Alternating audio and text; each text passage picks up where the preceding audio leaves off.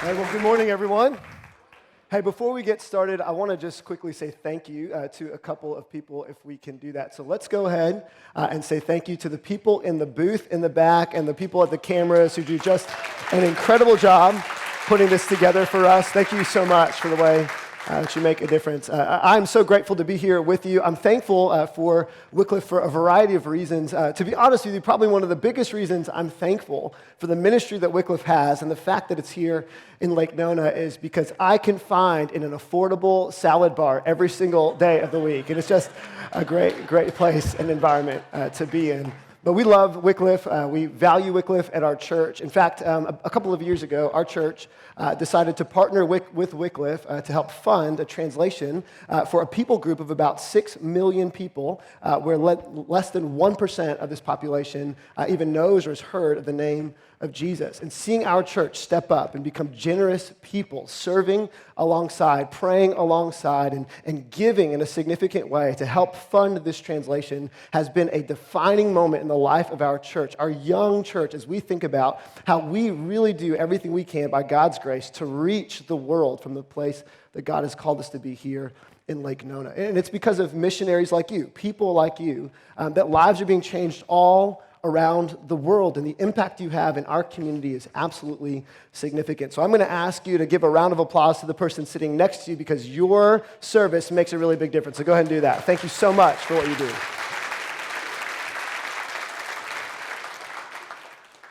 Missionaries are incredibly important. People like you are incredibly important to what God is doing around the world. In fact, in the 1940s, early 1950s, there was a woman by the name of Elsie Akbar. She was 14 years old, and she was a Muslim growing up on the island of Jamaica. And the reason why she ended up in Jamaica is because her father and mother were day laborers that were transported by the British Empire from India to Jamaica to work as laborers. And she's a 14-year-old girl. She's the oldest of 8 children. She has to drop out of her community village school in 3rd grade because there's just so much responsibility at home.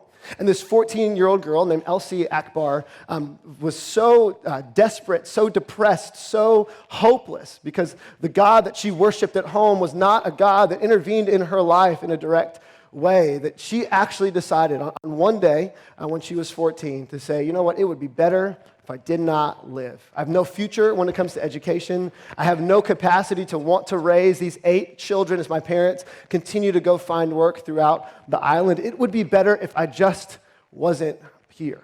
And so she found a rope, and she walked down to a little creek bed near her small hut that she lived in. She found a rope and found a tree branch. She climbed the tree. She set the rope just right, had the noose put together just right. And in the last minute, somebody from up the hill yelled out her name. And so being a good kid, she went back up and decided, I'm going to just hug my parents and my siblings one last time. What she didn't know as she was heading back up to that little village in Jamaica is that 2 North American missionaries had arrived at the village. They knocked on her door when she was at home and invited her to a tent revival. And on that day, instead of going down to the creek bed again, Elsie Akbar went to a tent revival where she was introduced to a God who knows her by name, that loves her deeply, that had a plan for her life, and was willing to give everything to save her and bring her home. That woman, Elsie Akbar, a Muslim at age 14, who was going to take her life on that day, received life eternally when she surrendered her life to Jesus Christ. Elsie Akbar is my grandmother, the first person in our family to become a follower of Jesus. And I stand here today as a legacy of a woman whose life was transformed because there were some people in North America who decided it was worth taking a few weeks off of work. It was worth leveraging their life for something more than simply pursuing the American dream because there was a greater call. There was a greater invitation to living. And because 2 North American missionaries showed up in this little village, Elsie Akbar would become the mother, the matriarch of the Christian faith in my family, and would set the trajectory for my kids and my kids' kids about what it would be like to be a follower of Jesus. So when I say thank you, This isn't simple platitudes. This is thank you, thank you, thank you for what you do. Because of what you do, there are people all around the world who have the story that I have as well. Now,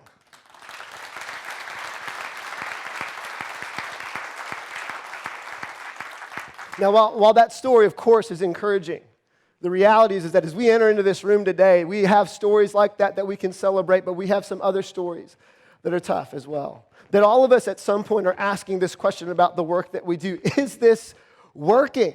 Is what we're doing enough? Because every single time a missionary goes out onto the field, it feels like someone is coming home, maybe earlier than they wanted to. For every Bible that is translated, it feels like there's one sitting on a shelf collecting dust. For every project that begins, there seems to be one that is being cut short because of governmental choices that seem outside of our control. And when we think about the fact that less than 1% of America's and North America's giving to missions goes to least reached people groups, and when we realize that there are thousands and thousands and thousands of ethnos, thousands of people that have never heard the name of Jesus, maybe you ask the question that I ask sometimes, is what we're doing working? And it's not just around the globe, it's right here in our own neighborhoods, in our own city.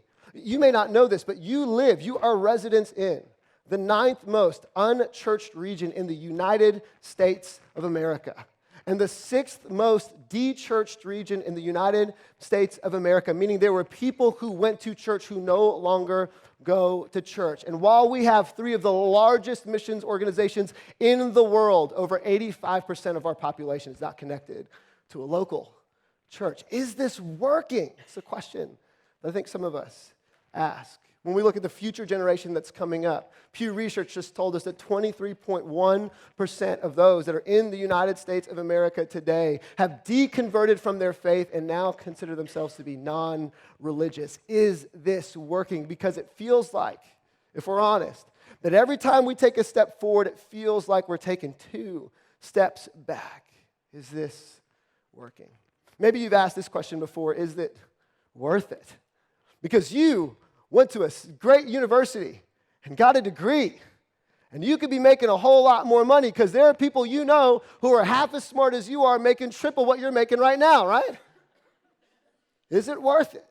Is it worth getting on a plane to fly to that place again, knowing that you're going to miss another moment in your kid's life, another moment when you're not able to make the soccer game or make the extracurricular activity? Is it worth the late nights? Is it worth all of the travel? Is it worth going to visit all of these churches? And I know that you ask these questions. I know that we ask this question, is this working and is this worth it? I know that it's like the operating system that works in the back of our mind because every month there's this thing that we have to send out, right? Called a newsletter.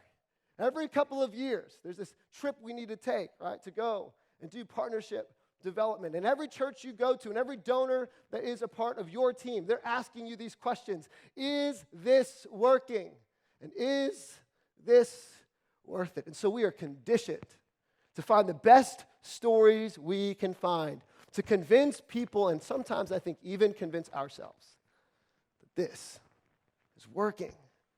And that this is worth it. And what I want to talk to you today for a couple of minutes is really ask you this question, is it working?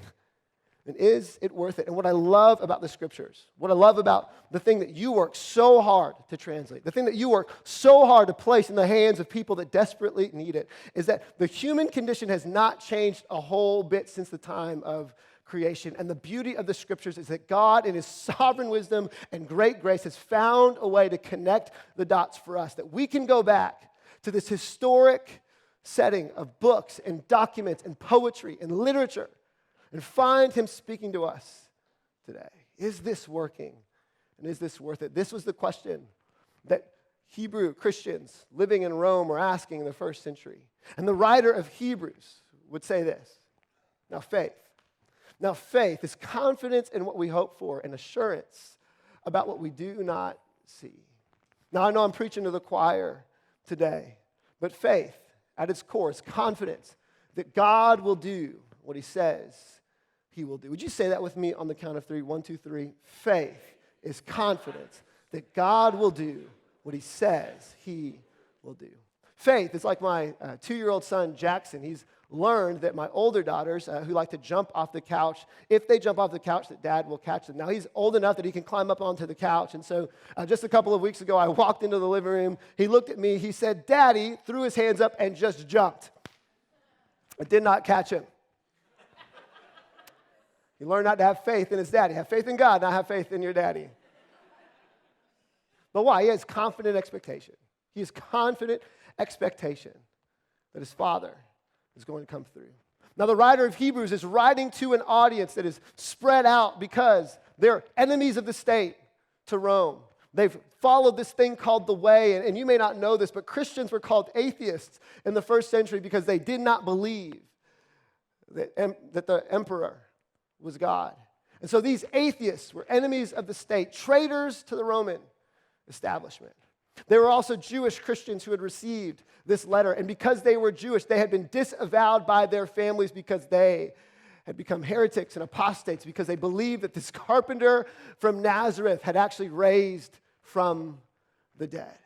And so while they are living in caverns and trying to make ends meet, running away from the law, they would get this little document that they would hold so dearly, and in it they would find that faith. Faith is confidence that God will do what he says he will do. And oftentimes we hear that verse and it's placed on a mug or placed on a Thomas Kincaid, painting in our grandma's house or maybe your house. But what I love about the text is that it isn't supposed to be a bumper sticker verse. Because the next verses, the writer is going to lay out for us why this history of faith is so important. Verse 2 says this, "Now faith is confidence in what we have. This is what the ancients were commended for." So the writer is going to begin to name people like Enoch and Abel, and Noah, and Sarah, and Rahab, all of these great historic figures that every Jewish Christian holding this text would have known because they grew up with the stories. He would say that Noah built a boat when everyone thought he was crazy. That Abraham left his home when he did not have a GPS telling him where it is that he had to go. That Jochebed would hide her son Moses and float him down a Nile river in a basket because of faith. That Moses would go back to Egypt and he would stand before his brother Pharaoh and he would say, "Let my people go." That he would stand in front of the Red Sea and that it would part so that the people of God could walk right through it. That Joshua would march around Jericho 7 times with a marching band and God would deliver the promised land. That this is the story of the people of God. People filled with faith, confident that God will do what he says he will do. The writer continues in verse 13 by saying this, "All these people were still living by faith when they died. They did not receive the things promised, that they were not able to touch or grasp or hold on to the promise that God had given Abraham, that I will make you a father of many nations. That Moses never got to step into the promised land. He could just see it from afar. They only saw them and welcomed them from a distance, admitting that they were foreigners, strangers on earth." Corrie ten Boom, one of my personal heroes, would say that faith is like radar that sees through the fog the reality of things at a distance that the human eye cannot see.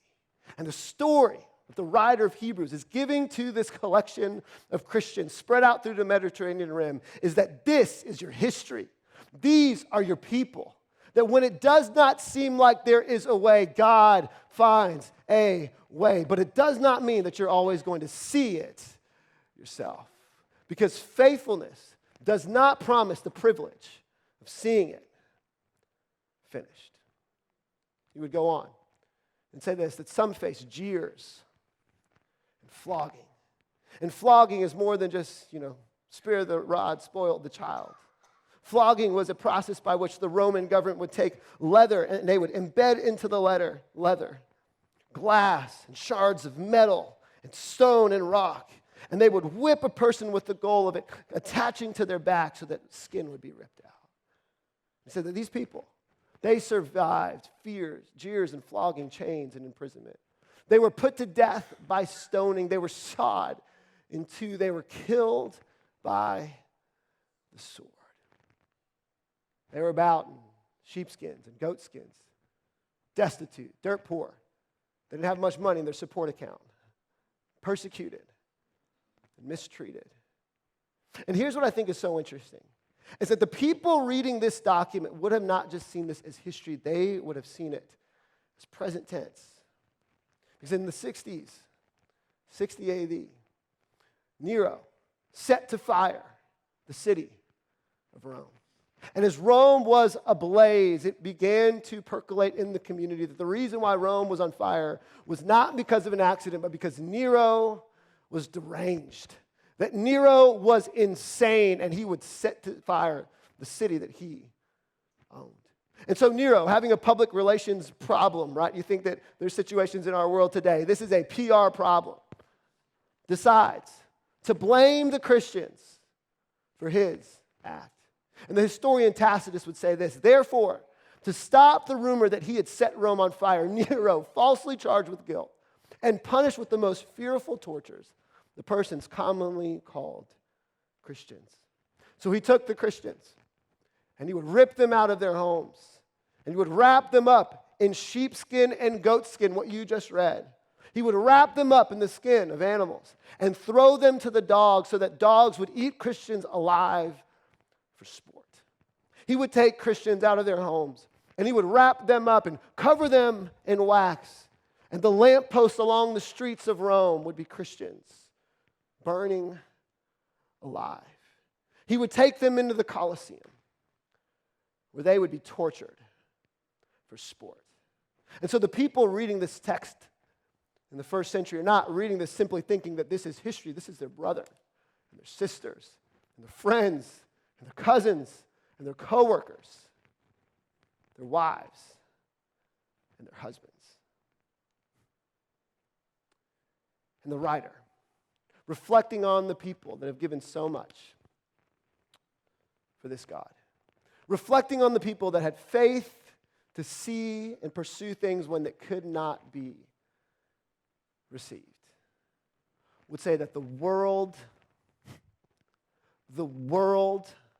was not worthy of them. That these people were heroes. Because there is something heroic and otherworldly about people who live by faith, is there not? It's what we love about Billy Graham, a man who lived by faith. It's what makes us get excited about reading the biographies of men like Hudson Taylor, or Corrie ten Boom, or Jim Elliot. Because these people risked it all for the sake of something greater. And the writer, who's got a captive audience at this point, would say this in verse 39, that these people were all commended for their faith, yet none of them received what had been promised. See, a Savior had been promised, and they had not seen the Savior. Since God had planned something better for us, so that only together with us would they be made perfect. Saying this, that God's plan for heroes of the faith are not limited to the past, but it involves us too. That there's a great story that's being written, and the best parts of the story are not found in the annals of the Old Testament. That the best parts of the story are not found in the heroes of the Hebrew faith. That the best stories are the ones that are written today and will be written in the future. This would have been the word that the Hebrew Christians sitting in Rome, scared for their life, would have been hearing from the writer of Hebrews. And then the writer of Hebrews takes a pivot. He pivots from the storyline of all of the history that's there, and he says, Therefore, since we are surrounded by such a great cloud of witnesses, Enoch and Abel and Moses and Rahab, and what he's about to say next is so important. Because as he gives us the backdrop for what it means to be a part of the greatest story that has ever been told, he would say, since we are surrounded by this great cloud, since Abel is up in heaven cheering you on, Since Rahab is up in heaven, cheering you on. Since Joseph is in heaven, cheering you on. Since Jacob is in heaven, cheering you on. Since Isaac is in heaven, cheering you on. What do we ought to do? He says, let us throw off everything that hinders and the sin that so easily entangles. This is what he says, and let us run with perseverance the race marked out for us. Because you've got a race, and you've got a race, and you've got a race, and you've got one, and you've got one, and you've got one, and you've got one, and you've got one, and you've got one too. And in light of all of these incredible things that have happened in the history of the church, may it not be said of us that we did not run our race well. Notice the text does not say, let us complain about our boss, argue about strategies, keep as many resources as possible, play the political game. No, we don't have time for that. We don't have time for that. He would go on to say, fixing our eyes on, and you know the answer, right? Yeah, you know. But let's be honest. We don't always fix our eyes on Jesus, do we? I mean, if we're honest, sometimes we're fixing our eyes on our circumstances. Sometimes we're fixing our eyes on the boss that we wish God would call somewhere else, right? Overseas in a place far, far away. Mars would be okay. That would be a fine option. I'm sure the penguins need Jesus, right? Somewhere. Fixing our eyes on our financial situation. Fixing our eyes on what we don't have instead of what we do have. And I want to lean in a little bit with you today, if I can. I want to ask you this question because I think it's so important for every single one of us, me included. What have you been fixing your eyes on? What has captured your attention and affection?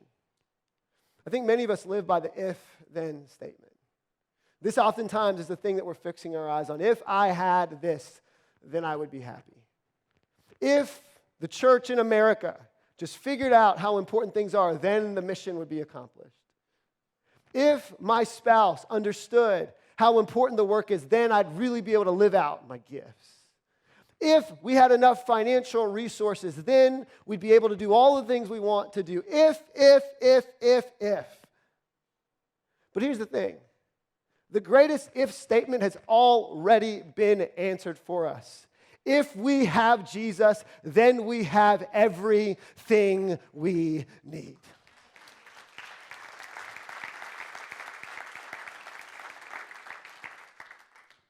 So let us fix our eyes on Jesus, the pioneer and the perfecter of our faith. For the joy set before him, he endured the cross, scorning its shame. Because in a shame and honor culture, it wasn't just about a Roman crucifixion. Jesus would have smelt a Roman crucifixion before he ever saw one as a child. He knew what it meant to go to Calvary on our behalf. It was not pretty, it was gory, and it was painful. And probably the most painful part of it was the shame associated with being a Jewish man, mocked and made fun of. His face would be spat on by the people he created. But we know the story doesn't end at a cross. That 3 days later, Jesus would defeat Satan's sin in the grave, and today he is sat down at the right hand of the throne of God. And then the writer of Hebrews would end by saying this, would you consider him who endured such opposition from sinners? And when I hear the word consider, I kind of think of it as a light invitation, but that's not the word in the Greek. The word in the Greek is analogitomai, which means to think deeply, to analyze or to consider again. It's the word that would be used when you hold your child for the first time and you can't help but keep your eyes fixed on every nook, cranny, and crevice of this beautiful creation. Or when your bride walks down the aisle and you see the groom standing there, his eyes transfixed on her beauty. Or when you've been taken by a beautiful scene standing on the edge of the Grand Canyon. Or when you're in an art gallery and you look at a painting that just consumes your heart and mind, that's the word that is used to describe what we ought to do when we think about Jesus. Would you lean in and consider and analyze and be transfixed and in awe of the person of Jesus? Why? Consider him who endured such opposition from sinners so that, here's your why, so that you will not grow weary and lose heart. Are you weary? Just tired? You tired of the office drama? Are you tired of the weird things that you have to deal with in your job? Are you tired of continuing to have to pick up the phone to call potential supporters and find that they conveniently never answer the call? You're just tired of that? Would you consider? Would you just fix your eyes on Jesus? Are you losing heart? Have you thought, maybe I just need to go do something else? Maybe I need to take that degree and apply it somewhere else. Maybe this is not worth it and it is not working. I would beg of you, would you consider? Would you fix your eyes? Would you be transfixed again by Jesus? Because our faith will only be as strong as what we focus on. That if we focus on what we don't have, it will become magnified to the point where we miss the one who has it all. But when we focus on Jesus, we will find that as he gets magnified, those things become minimized because he is capable of answering every prayer and coming through at every single moment. So Hebrews 12:1 does not say, let us complain about our boss, resist change, blame the culture, fight for power, worry about the future, assume the worst, protect our resources, and trust no one. So I want to invite you to look at that list and not think about the person who you think needs to hear this message. I want you to think about it for you. What have you fixed your eyes on? And I want to invite you today to refocus, to stop looking at that list and start looking at Jesus. Because here's what's at stake. What's at stake are 14-year-old girls around the world today who have no hope. 14-year-old girls who are nothing more than commodities in their culture, who have been sold by parents who find that a few dollars are worth more than the soul of their child. For 14-year-old girls who do not have education in countries around the world who do not have access to the gospel. For 14-year-old girls who live in a faith structure and system that tells them that they have no value and worth. For 14-year-old girls who God wants to use in incredible ways to change the trajectory of their nations, of their peoples, and of the legacies and the histories. But it's not going to happen. It's not going to happen if we allow the gravitational pull of our selfishness and self-protection to keep us from the mission. So is this working? It is, because you have a God who has declared upon himself that every tribe, nation, and tongue will gather around the throne room of God one day, declaring, holy is the Lord Almighty, who was and is to come. So it's working because your God does not lie. Our God is always good, and he always comes through.